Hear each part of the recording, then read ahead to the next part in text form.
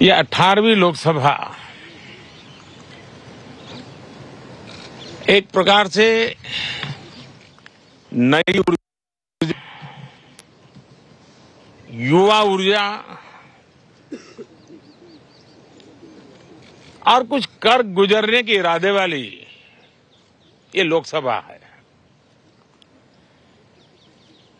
और आजादी का अमृत महोत्सव के बाद का ये पहला चुनाव है और एक प्रकार से ये वो 25 वर्ष हैं जो हमारे अमृतकाल के 25 वर्ष हैं और जो 2047 देश जब आजादी की शताब्दी मनाता होगा,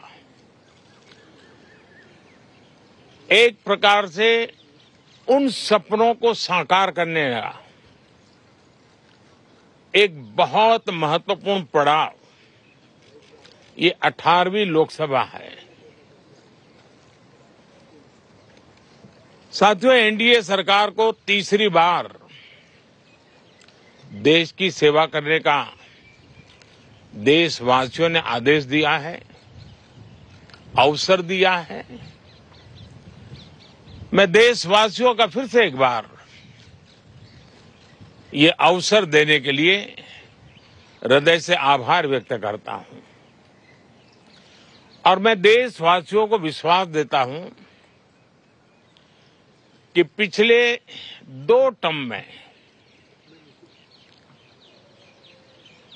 जिस गति से देश आगे बढ़ा है, समाज के हर क्षेत्र में परिवर्तन साफ साफ नजर आ रहा है। 25 करोड़ लोगों का गरीबी से बाहर आना ये अपने आप में हर भारतीय के लिए बड़ा गर्व का विषय है और मैं देशवासियों को विश्वास दिलाता हूं कि 18वीं लोकसभा में भी हमारे 5 साल के कार्यकाल में भी हम उसी गति के साथ, उतने ही समर्पण भाव से देश की आशा आकांक्षाओं को पूर्ण करने में कोई कमी नहीं रखेंगे। आज सुबह एनडीए की मीटिंग हुई थी। एनडीए के सभी साथियों ने मुझे फिर से एक बार इस दायित्व के लिए पसंद किया है और सभी एनडीए के साथियों ने राष्ट्रपति जी को इसकी जानकारी दी और राष्ट्रपति जी ने मुझे अभी बुलाया था और मुझे प्रधानमंत्री डेजिग्नेटेड के रूप में काम करने एक नियुक्ति दी है और मुझे शपथ समारोह के लिए और मंत्रिपरिषद के सदस्यों के सूची के लिए उन्होंने सूचित किया है। मोटे तौर पर मैंने राष्ट्रपति जी को कहा है कि हमें 9 तारीख शाम को सुविधा रहेगी। अब बाकी डिटेल तो राष्ट्रपति भवन वर्कआउट करेगा और हम तब तक मंत्रिपरिषद की सूची राष्ट्रपति जी को सुपुर्द करेंगे। उसके बाद शपथ समारोह होगा। साथियों, सरकार एनडीए की एक प्रकार से एनडीए 1, एनडीए 2 और एनडीए 3 ये एक निरंतरता है और हमारे संकल्पों को लेकर के, सुशासन के प्रति हमारी प्रतिबद्धता को लेकर के और देश के सामान्य जन के सपनों को पूरा करने के प्रयास के रूप में इस निरंतरता को हम और अधिक ऊर्जा के साथ और अधिक व्यापक विजन के साथ आगे बढ़ाएंगे और समय सीमा में लक्ष्यों को प्राप्त करने का हमारा प्रयास रहेगा। 2014 में मैं बहुत नया था। मुझे अब एक लंबे समय तक इस कार्य का अनुभव मिला है, हमारी टीम को अनुभव मिला है और इसलिए हमारे लिए अब तुरंत ही काम को आगे बढ़ाना बहुत ही सरल रहने वाला है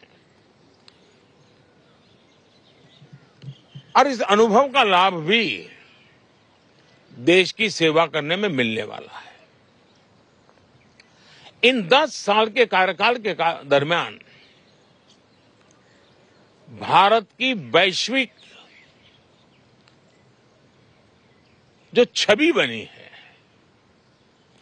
दुनिया के लिए एक विश्व बंधु के रूप में भारत उभरा है, इसका मैक्सिमम एडवांटेज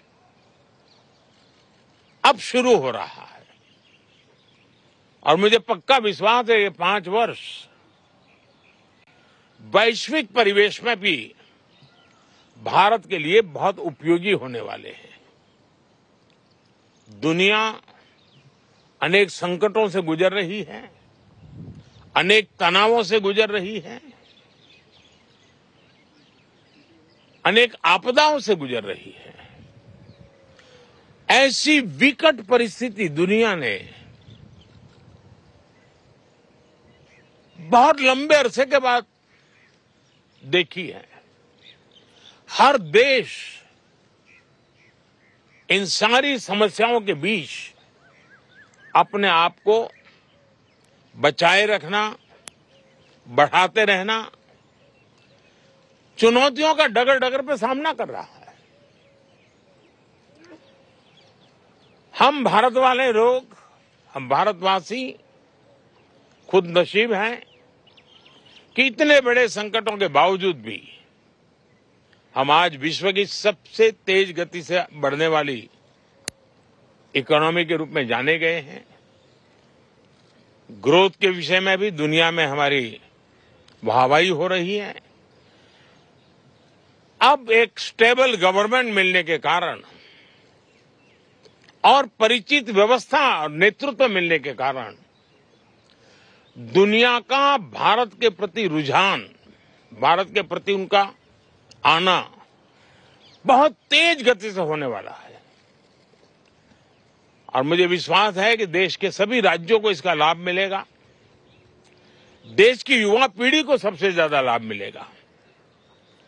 विकास के नए ऊंचाइयों को छूने में एक वैश्विक भागीदारी का वातावरण आने वाले 5 साल में बनने वाला है। तो इसी संकल्पों और आदर्शों के साथ हम आगे बढ़ेंगे। मैं राष्ट्रपति जी का हृदय से आभार व्यक्त करता हूं कि एक बहुत बड़े महत्वपूर्ण दायित्व के लिए उन्होंने मुझे निमंत्रित किया है। आप सबका भी दोस्तों बहुत बहुत धन्यवाद। Thank you.